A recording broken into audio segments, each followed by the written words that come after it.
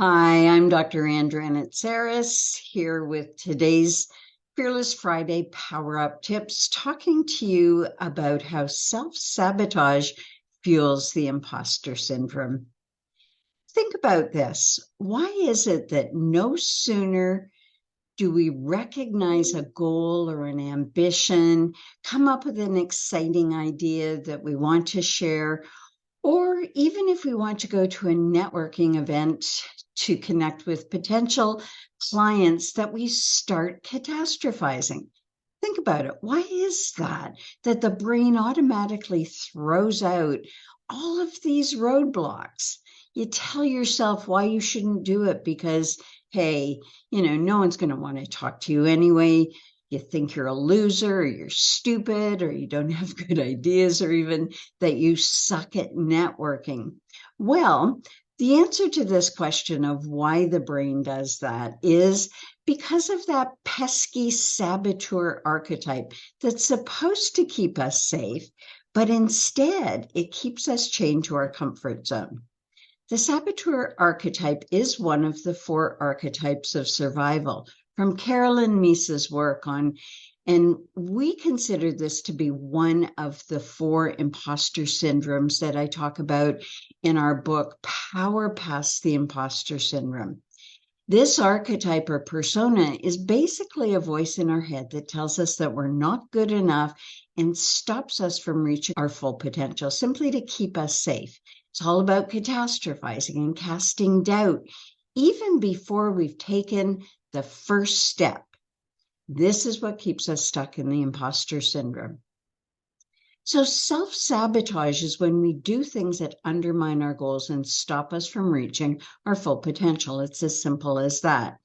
It can take different forms like procrastination, perfectionism, negative self-talk, and the fear of failure. And when we engage in self-sabotage, we reinforce the belief that we're not good enough or capable of success.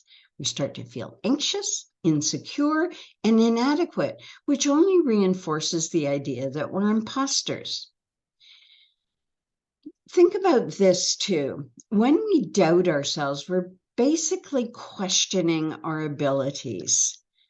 When our inner critic joins in, telling us that we're frauds and that we can't achieve success, things can get even worse for us. If we're afraid of failure, we don't even try and take a risk. We hold ourselves in the prison of our comfort zone.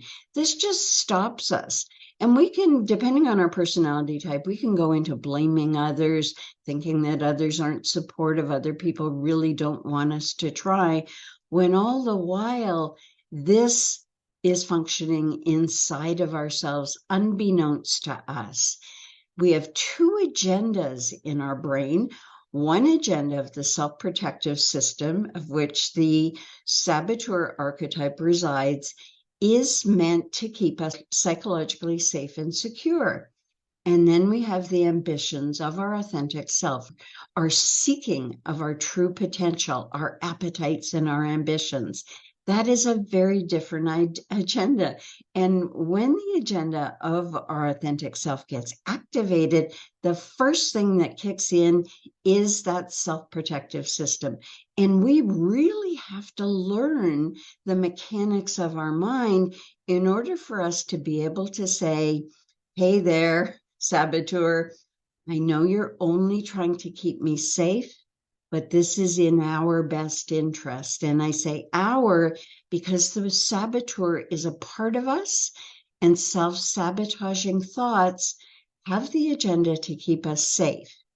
But when we know we are safe and taking a risk will bring us the joy, the goal, the vision for our lives that we're hungering for, when we know that, we set aside the fears that automatically come up from our self-protective system.